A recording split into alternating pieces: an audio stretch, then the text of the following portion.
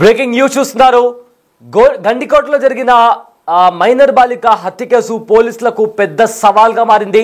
అయితే ఇప్పటికే వారం రోజులు గడుస్తున్న ఆ అమ్మాయిని హత్య చేసింది ఎవరు అనే దానికి సంబంధించి కూడా ఇంకా ఎలాంటి సమాధానం రాలేదు. గండికోటలో అమ్మాయి మైనర్ బాలిక హత్య ఇంకా మిస్టరీగానే మిగిలింది. ఇప్పటికే వారం రోజులుగా మారింది.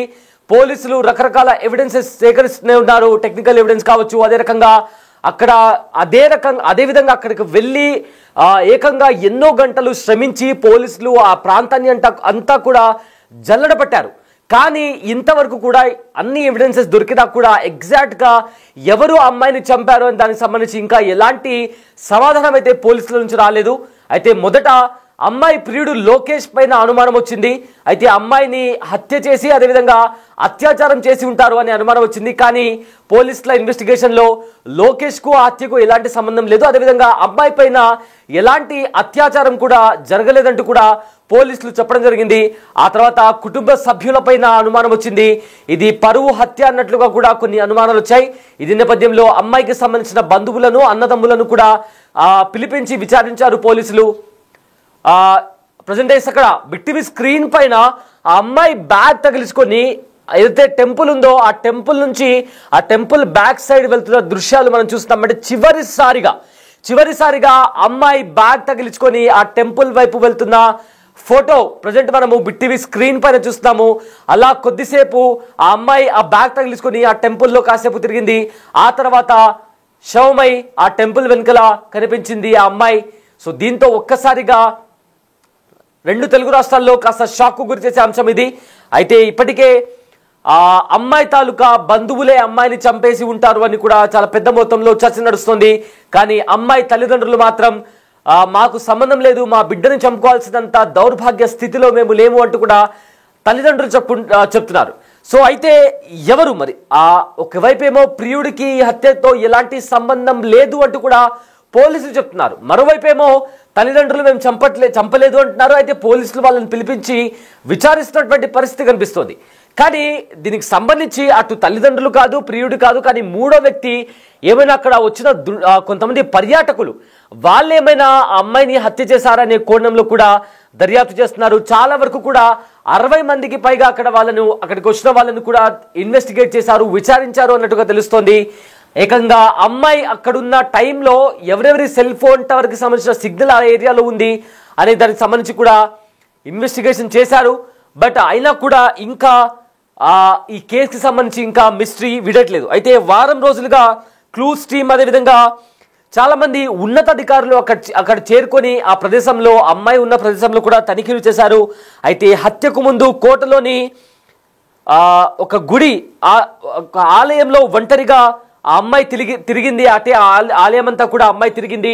ఆ అమ్మాయి తిరిగిన దృశ్యాలు కూడా మనము బిగ్ టీవీ స్క్రీన్ పైన చూస్తున్నాము. అయితే పర్యాటకుల సెల్ఫీ ఫోటోల్లో కూడా ఆ అమ్మాయి కనిపించింది. ఇక యువతికి సంబంధించిన ఫోటోలను కూడా సేకరించారు పోలీసులు.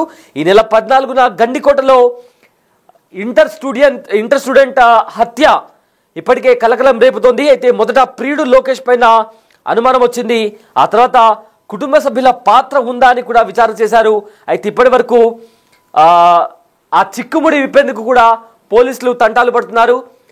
సో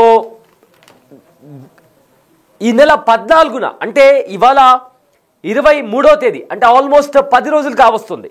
కానీ ఇప్పటి వరకు ఆ అమ్మాయిని ఎవరు చంపారు అని దానికి సంబంధించి కూడా చాలా మందిని అనుమానితులను అదేవిధంగా అమ్మాయి తాలూకా బంధువులను, అన్న వాళ్ళను, అదేవిధంగా వాళ్ళ తల్లిదండ్రులను, సో వీళ్ళందరినీ కూడా విచారించారు. కానీ దానికి సంబంధించి కూడా ఇంకా ఎలాంటి సమాధానం పోలీసుల నుంచి రాలేదు. సో దీనికి సంబంధించి ఎవరు అమ్మాయిని చంపింటారు, అమ్మాయిని అంత దారుణంగా అది కూడా నగ్నంగా చేసి చంపేసి ముళ్ళ పొదల్లో పడేయాల్సినటువంటి పరిస్థితి, ఆ ముళ్ళ పొదల్లో పడేయాల్సినటువంటి అవసరం ఎవరికి ఉంది అనే దానికి సంబంధించి కూడా దర్యాప్తు ఇంకా కొనసాగుతూనే ఉంది. అయితే చాలా మంది స్థానికంగా ఉండేవాళ్ళు మరికొంతమంది ఖచ్చితంగా అమ్మాయికి తెలిసిన వాళ్ళే, అమ్మాయి బంధువులే ఈ అమ్మాయిని చంపేసి ఉంటారు అనే దాంట్లో కూడా అనుమానం వ్యక్తపరుస్తున్నారు. అయితే మరీ ముఖ్యంగా పరువు హత్య అంటే వేరే కులం అబ్బాయిని ఇష్టపడింది అనే కారణంగానే చంపేసి ఉంటారు అనేది కూడా చాలా మంది అనుమానిస్తున్నారు. కానీ తల్లిదండ్రులు వాళ్ళు మాట్లాడిన స్టేట్మెంట్ ప్రకారం వాళ్ళేం చెప్తున్నారంటే మా కూతుర్ని చంపుకునే అంత దౌర్భాగ్య స్థితిలో మేము లేము అంటూ కూడా తల్లిదండ్రులు మాట్లాడుతున్నటువంటి పరిస్థితి కనిపిస్తోంది. సో ప్రజెంట్ పోలీసులు అక్కడ విచారణ చేస్తున్న టైంలో అక్కడ చూస్తున్నాము, వాళ్ళు క్లూస్ సేకరిస్తున్నారు. ఆ విజువల్స్ కూడా మనం చూస్తున్నాము. అదే రకంగా ఆ బాలిక ఒంటరిగా టెంపుల్ పరిసర ప్రాంతాల్లో తిరుగుతున్న దృశ్యాలు కూడా మనం చూస్తున్నాము. రైట్, ఇదే అంశానికి సంబంధించిన పూర్తి డీటెయిల్స్ మా ప్రతినిధి శివ అందిస్తారు. ఎస్ శివ, ఇప్పటికే ఏకంగా 10 రోజులు కావస్తుంది గండికోటలో అమ్మాయి దారుణమైన హత్యకు గురై ఇప్పటికే 10 రోజులు కావస్తుంది. కానీ అమ్మాయికి సంబంధించి ఇంతవరకు అమ్మాయిని ఎవరు హత్య చేశారు అనే దానికి సంబంధించి కూడా ఇంకా ఎలాంటి సమాచారం బయటికి రావట్లేదు. సో ప్రజెంట్ పోలీసులు ఏం చెప్తున్నారు అండ్ ప్రజెంట్ అక్కడ ఉన్న పరిస్థితి ఏంటి శివ? సయీద్ గండికోటలో మైనర్ బాలిక దారుణ హత్య గురై ఇప్పటికి కరెక్ట్ ఎగ్జాక్ట్లీ 10 రోజులు పూర్తింది.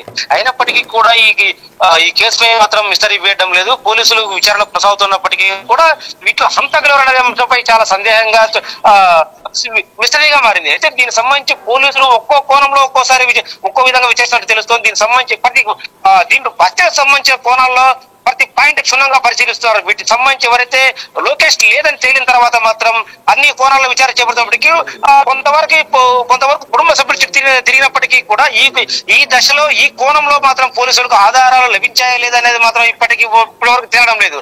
అయితే కాల్ డేటా ఏదైతే ఉందో కుటుంబ సభ్యుల కాల్ డేటా, సో ఈ కాల్ డేటా అంతా ఇప్పటికి పరిశీలించారు. ఇప్పటికి దాదాపు వరుసగా 4 రోజులుగా కుటుంబ సభ్యులందరినీ కూడా విచారించి పంపిస్తున్నారు. అయినప్పటికీ కూడా అసలు మిస్టరీ అసలు ఏంటనేది తేలడం లేదు. పోలీసులు వీటిపై ఎవరు ధృవీకరించడం లేదు. కొన్ని కుటుంబ సభ్యుల పాత్ర ఉంటే ఇప్పటికీ ప్రాథమిక ఆధారాలు ఉన్నాయని డీఐజీ స్వయంగా చెప్పారు. ఒకవేళ ప్రాథమిక ఆధారాలు ఉంటే వారిని ఎందుకు అదుపులో తీసుకోలేదు, వారిని ఎందుకు విచారించి మాత్రమే పంపిస్తున్నారు? అది కూడా కేవలం ఒక పోలీస్ శైలిలో కాకుండా దానికి భిన్నంగా విచారిస్తున్నట్టు కూడా తెలుస్తోంది. సో అంటే వాళ్ళ ప్రమేయం ఉందా లేదా?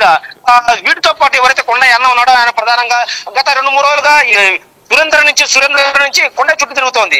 సురేంద్ర తర్వాత కొండయ్య, దీంట్లో కొండయ్య పాత్రపై కూడా తిరుగుతున్నప్పటికీ కూడా కొండయ్య పాత్రను ఎందుకు నిర్ధారించలేదు అనే సందేహాలు కూడా వ్యక్తం అవుతున్నాయి. అంటే వీరికి సంబంధించి ప్రమేయం లేదా, అంటే ప్రమేయం ఉన్న ఆధారాలు లేవా, ఎందుకు ఆధారాలు సేకరించలేదు? ఇప్పటి వరకు 10 రోజులు గడుస్తుంది.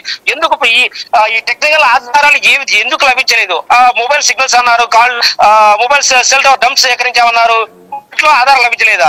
పోనీ ఫింగర్ ప్రింట్స్ ఘటన జరిగిన సమయంలో ఎలాంటి ఫింగర్ ప్రింట్స్ లభించలేదా? లేదా అక్కడ సంబంధించి స్థానికుల ప్రమేయంపై విచారణ చేపట్టారు. స్థానికులందరినీ కూడా గండికోట ప్రాంతానికి సంబంధించి స్థానికులను విచారించారు. అక్కడ కొందరిపై అనుమానాలు వ్యక్తం చేశారు. సో ఆ కోణంలో కూడా ఇప్పటికీ పోలీసులు తెలియలేదు. అంటే ఎందుకు ఆధారాలు లేవా? హత్య జరిగిన తర్వాత ఆధారాలు లేవా? ఒకవేళ చేసిన వాళ్ళు ఎందుకు ఆధారాలు లేకుండా ఎలా తప్పించుకున్నారు? గండికోటలోకి రావడానికి మరోదైనా మార్గం ఉందా? ఎందుకంటే గండికోటలోకి వెళ్ళాలంటే ఒక ప్రధాన మార్గం ఉంది. అక్కడ దాదాపు 14 సీసీ కెమెరాలు ఉన్నాయి. అంటే సీసీ కెమెరాలు తప్పించుకొని వాళ్ళు వెళ్ళారా? అంటే వేరే మార్గం గుండా వెళ్ళారా? ఆ మార్గం ఏది? అక్కడికి చేరడానికి ఇంకో మార్గం ఉంది. ఎవరు వచ్చారు? సో సెల్ ఫోన్ సిగ్నల్స్ అక్కడ కేవలం లిమిటెడ్ గా ఉదయం 8 గంటల నుంచి మధ్యాహ్నం 2 గంటల వరకు కేవలం 60 మంది మాత్రమే వచ్చారు. ఆ రోజు మొత్తం కలిపితే ఒక 250 వాహనాలు వచ్చాయి. ఈ 250 వాహనాలకు సంబంధించి ఎవరైతే ఉదయం పూట వచ్చారో, అంటే ఉదయం నుంచి 8 నుంచి మధ్యాహ్నం 2 వరకు, సో ఈ వచ్చిన వాళ్ళు ఎవరు? వాళ్ళ కాల్ డేటా సిగ్నల్స్ అన్ని ఖచ్చితంగా అక్కడ లభిస్తాయి. కానీ ఈ సిగ్నల్స్ తెలలేదా? ఒకవేళ మొబైల్ సిగ్నల్స్ టెక్నికల్ ఆధారం దొరకకుండా ఎవరైనా హత్య చేసి వెళ్ళారా అనే అంశంపై మాత్రం ఇప్పటికీ చాలా సందేహాలు మిగులుతూనే ఉన్నాయి. వాటిపై మాత్రం ప్రశ్నలు మొదలవుతూనే ఉన్నాయి. అయినప్పటికీ కూడా పోలీసులు ఈ అంశంపై విచారణ ఎప్పటికీ తెరలేదు. విచారణ కొనసాగుతున్నప్పటికీ కూడా వీటిని ధృవీకరించలేదు, వీటిని కొట్టిపారేయలేదు, అలాగని కొట్టిపారేయలేదు, ధృవీకరించలేదు. సో ఈ నేపథ్యంలో మాత్రం ఈ అసలు మిస్టరీగానే కొనసాగుతోంది. అంటే 1-2 రోజుల్లో కూడా దాదాపు మిస్టరీ వీడే అవకాశం తేలినప్పటికీ కూడా ఇప్పటి వరకు పోలీసులు మాత్రం కుటుంబ సభ్యులను విచారించి పంపిస్తున్నారు తప్పిస్తే వాళ్ళ అదుపులో తీసుకోలేదు. అంటే వాళ్ళ పాత్ర లేదా? ఒకవేళ పాత్ర లేకపోతే ఇంకెవరైనా ఉన్నారా? వారిని ఎందుకు పోలీసులు ఛేదించలేకపోతున్నారు? లేదా ఇంకెవరైనా అనుమానితులను అదుపులో తీసుకొని విచారిస్తున్నారా? ఈ కోణంలో జరుగుతున్నప్పటికీ కూడా చాలా సందేహాలు వ్యక్తం అవుతున్నాయి. కాబట్టి ఈ 1-2 రోజుల్లో పోలీసులు ఒకవేళ స్వయంగా చెప్తే తప్ప వీటికి తెరదించే అవకాశం లేదు. Syed. Yes sir, thanks Shiva, thanks for the update. So present గండికోటలో అమ్మాయి మైనర్ బాలిక హత్యకు గురై ఇప్పటికే 10 రోజులు కావస్తుంది. కానీ దానికి సంబంధించి కూడా పోలీసులు రకరకాలుగా విచారణ చేస్తున్నారు, ఇన్వెస్టిగేషన్ చేస్తున్నారు. అక్కడ డాగ్ స్క్వాడ్ వచ్చింది, క్లూస్ టీమ్ వచ్చింది. అయితే కాస్త డిఫరెంట్గా ఈ కేసుని సవాల్గా తీసుకొని ఈ కేసుని ఛేదించే ప్రయత్నం చేస్తున్నారు. అయితే మొదట అమ్మాయి ప్రియుడి పైన అనుమానం వచ్చింది, కానీ అతను ఆ కేసులో లేడు అని తెలిసిన తర్వాత లోకేష్ అనే వ్యక్తిని కూడా ఈ కేసు నుంచి రూల్ అవుట్ చేస్తున్నామంటూ కూడా పోలీసులు చెప్పారు. అయితే ఆ తర్వాత పరువు హత్య కోణంలో కూడా దర్యాప్తు చేస్తున్న భాగంలో అక్కడ ఉన్న ఎవరైతే అమ్మాయికి సంబంధించిన అన్న వాళ్ళు ఉన్నారో వాళ్ళ కుటుంబ సభ్యులను కూడా విచారించినటువంటి పరిస్థితి కనిపించింది. అయినా కూడా ఇప్పటి వరకు కూడా అమ్మాయికి సంబంధించి ఆ అమ్మాయిని ఎవరు హత్య చేశారు, ఎందుకంటే ఆ చాలా మంది పర్యాటకులు కూడా వచ్చారు, ఆ పర్యాటకుల్లో ఎవరైనా హత్య చేశారనే కోణంలో కూడా దర్యాప్తు చేస్తున్నారు. ఇక గండికోటకి ముఖ్య ద్వారం నుంచి కాకుండా మరి ఏదైనా ఇతర రూట్ ఏమైనా ఉందా లోపలికి రావడానికి, అంటే ఆ గుడి వెనుకల నుంచి రావడానికి ఏదైనా ఇతర మార్గం ఉందా అనే కోణంలో కూడా పోలీసులు దర్యాప్తు చేస్తున్నారు. అయితే ఈ కేసు పోలీసులకు చాలా పెద్ద సవాల్గా మారింది, ఒక పెద్ద చిక్కుముడిలా మారింది. అందుకే ఇంత ఇన్వెస్టిగేషన్ చేసినప్పటికీ వాళ్ళకి కాస్త క్లూస్ కూడా దొరికాయని చెప్పారు. కానీ ఇంకా నిందితులు ఎవరు అని దానికి సంబంధించి ఇంకా క్లారిటీ రాలేదు. సో మరో 2 రోజుల్లో పోలీసులు ఒక ప్రెస్ మీట్ నిర్వహించి నిందితులకు సంబంధించి అండ్ ఈ కేసుకి సంబంధించిన రీసెంట్ డెవలప్మెంట్స్ గురించి కూడా చెప్పే అవకాశం ఉన్నట్లు కనిపిస్తోంది.